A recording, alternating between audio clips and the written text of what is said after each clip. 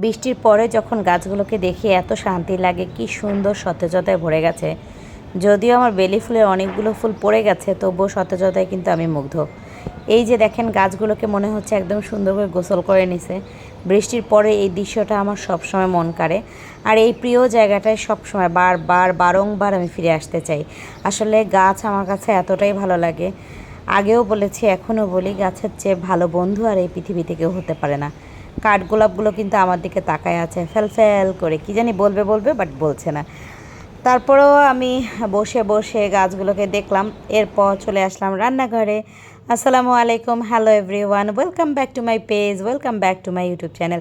যারা যেখান থেকে দেখছেন আজকের ব্লগে স্বাগত জানাচ্ছি।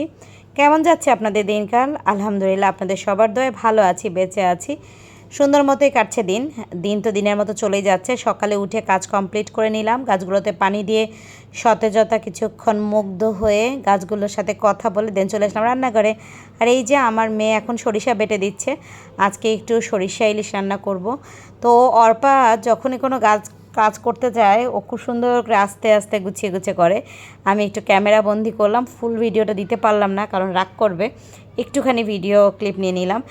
আজকে অনেক দিন পর শাক খাচ্ছি। অ্যাজ ইউজুয়াল দেখা যায় কি, আমার তো পুঁই শাকটা খাওয়া নিষেধ, ডাক্তারের বারণ। তো অনেক দিন খেতে ইচ্ছা করছে, তো ভাবলাম যে আজকে ইলিশ মাছের কাঁটাকুটা দিয়ে পুঁই শাক রান্না করি সাথে আলু দিয়ে। তো একটা কড়াইয়ে আমি কিছুটা আলু ভেজে নিলাম, পেঁয়াজ রসুন সব কিছু দিয়ে আগে আলুটাকে ভেজে নিয়ে মাছের মাথাটা দিয়ে ভালো করে কষিয়ে নিয়ে তারপর আলু আর পুঁই শাকটা দিয়ে রান্না করব।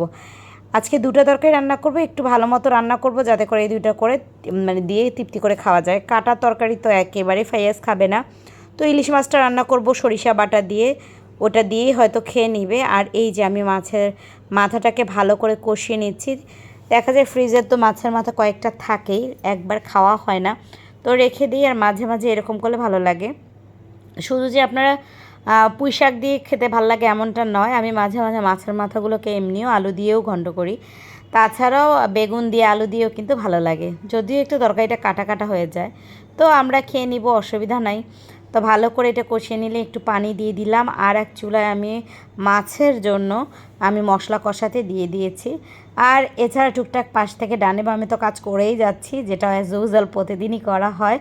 আর এরপরেই তো বলছিলাম শাক টাক তো হয়ে গেল, আমি উঠিয়ে দিব কিছুক্ষণ পর। আর এই যে মাছটাও আমি ভালো করে কষিয়ে নিচ্ছি। আর এই যে শাকগুলো এখন দিয়ে দিলাম। আর পুঁই শাক বেশ অনেকগুলো হয়েছে। এখন যে সবজির দাম, এতটুকু পুঁই শাক নাকি 45 না 50 টাকা নিয়েছে জাস্ট এক মুঠা।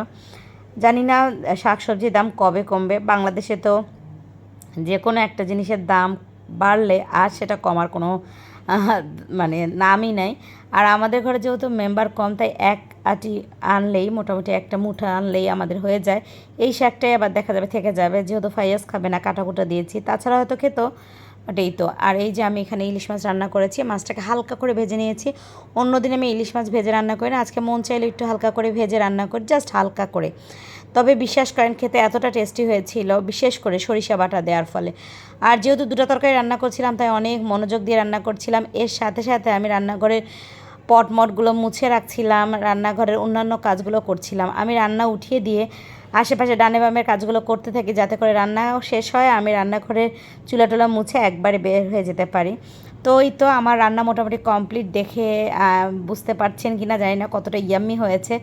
আর এই তো একদম ঝোলটা অনেক বেশি। আমি কোনো ফিল্টার ইউজ করি না রান্নার ক্ষেত্রে, বা লাইট দিই না। দিনের বেলা যেহেতু রান্না করি, তো আমি বেশিরভাগ চেষ্টা করি দিনের আলোতেই রান্না করতে। এরপরে চলে আসলাম খেতে। এখন একটু খেয়ে নিব। আগে রান্নাবান্না শেষ করে, নামাজ কালাম শেষ করে খেতে খেতে তো আমার বেশ অনেকটাই দেরি হয়ে যায়। আর ওই সময় সবারই খাওয়া হয়ে যায়। তো আজকে অর্পা আর আমি শুধু খাবো।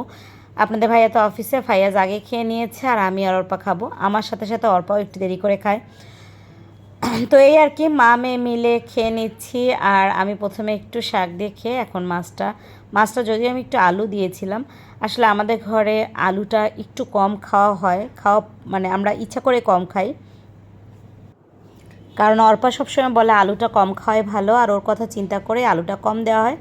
আর এই তো খেয়ে নিচ্ছি। আর আজকে আপনাদের সাথে ছোট করে একটা ব্লগও শেয়ার করলাম। খুব মজা ছিল খাবারটা। আপনাদেরকে নিয়ে খেতে পারলে তো বরাবরের মতো ভালো হতো, কিন্তু সেটা সম্ভব না। তাই আপনাদের ছাড়াই খেয়ে নিই, আর দেখা হবে আর একটা ব্লগে। ততক্ষণ ভালো থাকবেন। আর যাওয়ার আগে একটা কথা, কে কোথা থেকে ব্লগটা দেখেছেন অবশ্যই কমেন্ট করে জানাবেন। আমি কিন্তু আপনাদের সাথে ছিলাম যুক্ত ঢাকা থেকে। আপনারা কে কোথা থেকে দেখছেন অবশ্যই কমেন্ট করবেন। আর আমার পেজটা লাইক ফলো শেয়ার করে সাথেই থাকবেন। ধন্যবাদ সবাইকে।